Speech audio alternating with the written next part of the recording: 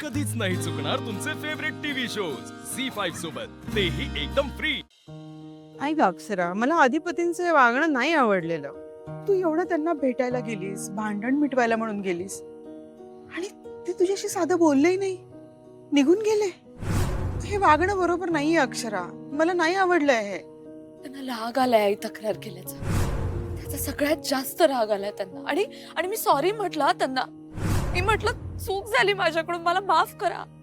अक्षरा, खरं सांगू का, आम्ही सॉरी म्हणतो ग तुला. हे सगळं आमच्यामुळे झालंय. खरंच आम्ही तक्रार केली नसती ना तर ही वेळ आलीच नसती. पण मी तुला सांगत होते ना की तू नको सगळं स्वतःवर घेऊस. तू ऐकलं नाहीस ना अक्षरा माझं.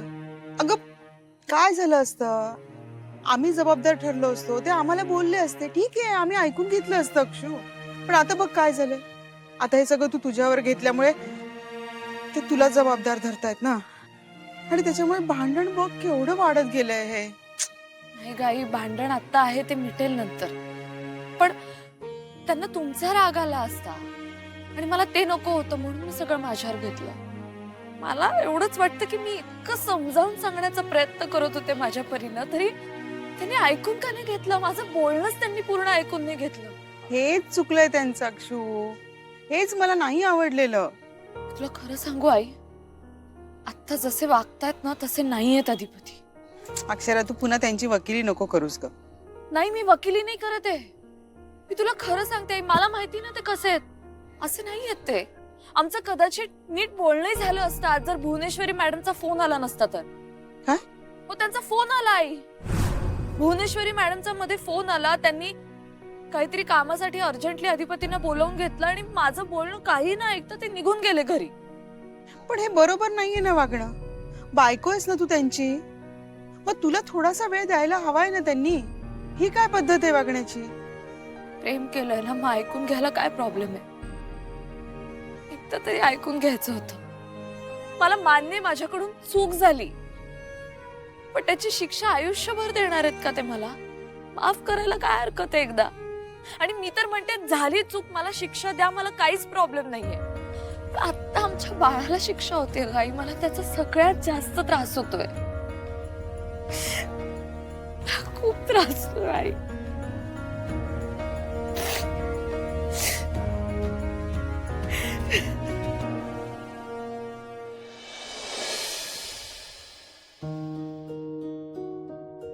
देवा, मी कसं बोलू अधिपतींशी मला कळत नाहीये.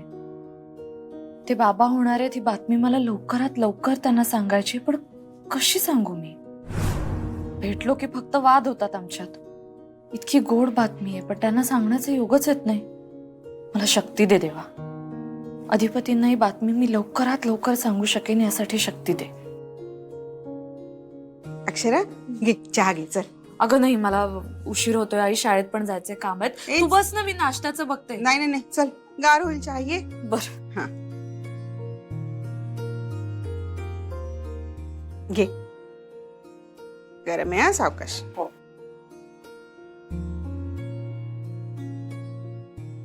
मग अक्षरा, काय ठरवलंयस आता? कशाचं? एकूणच सगळं. अगं, अधिपतींशी बोलल्याशिवाय काहीच ठीक होणार नाही आहे. पण ते तुझ्याशी बोलायला तयार नाहीत ना ग. आत्ता नाहीये तयार, पण कधीच बोलणार नाहीत असं नाही होणार. मला एक कळत नाही अक्षू, काय? एवढा का रागराग करतायत ग ते तुझा? नाही म्हणजे तक्रार वगैरे केली ही गोष्ट मी समजू शकते, पण तरी जरा जास्तच रागराग करतायत असं नाही वाटत आहे का? अगं, तुझ्या बाबांमध्ये आणि माझ्यामध्येही भांडणं झाली, अबोलाही झाला, पण 1-2 दिवस टिकतो ग अबोला. हे जरा जास्तच होतंय तुमचं. होतंय आई, पण मला माहितीये यामध्ये अधिपतींची चूक नाहीये. अक्षरा, तू पुन्हा आता त्यांची बाजू नको घेऊस हं. नाही, मी खरं सांगते आई. मला माहितीये ना, मला कळतंय अधिपतींना हे सगळं भांडण मिटवायचंय, पण भुवनेश्वरी मॅडम त्यांना हे करू देत नसतात. नाही, मी ओळखते अगं अधिपतींना. मला माहितीये त्यांचा स्वभाव. माझ्यावर काय ते कोणावरच इतकं चिडू शकत नाही. त्यांना असं राग मनात धरून ठेवता येत नाही. जे मनात असेल ते स्पष्टपणे बोलतात. ते बोलका स्वभाव आहे त्यांचा. मग आत्ता काय एवढं ताणतायत? मागे कसं ना तुला स्वेटर द्यायला म्हणून घरी आले होते. भेटायचं होतं त्यांना तुला खरं तर, पण तसं पुन्हा कधीच नाही केलं ग त्यांनी. कधी भेटायला आले नाही, कधी बोलण्याचा प्रयत्न केला नाही. खूप जास्त ताणतायत अक्षू हे सगळं ते. आई काय ना, या सगळ्याला भुवनेश्वरी मॅडम कारणीभूत आहेत. माझी खात्री आहे त्याच आहेत या सगळ्याच्या मागे.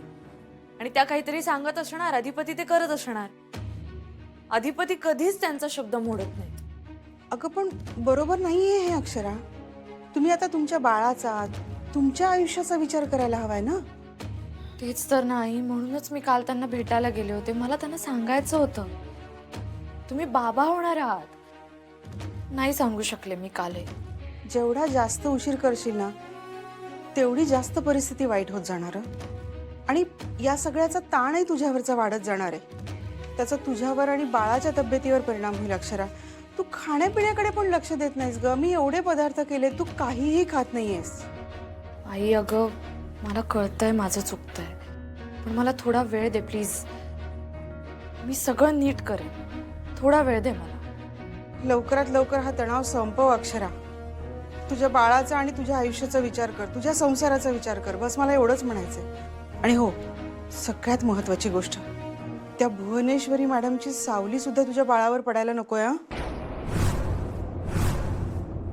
हो आई, बस जाऊ दे, तू नको काळजी करूस, होईल सगळं ठीक. नाही नाही, व्हायलाच हवंय सगळं ठीक. आणि आराम करायला हवाय तुला.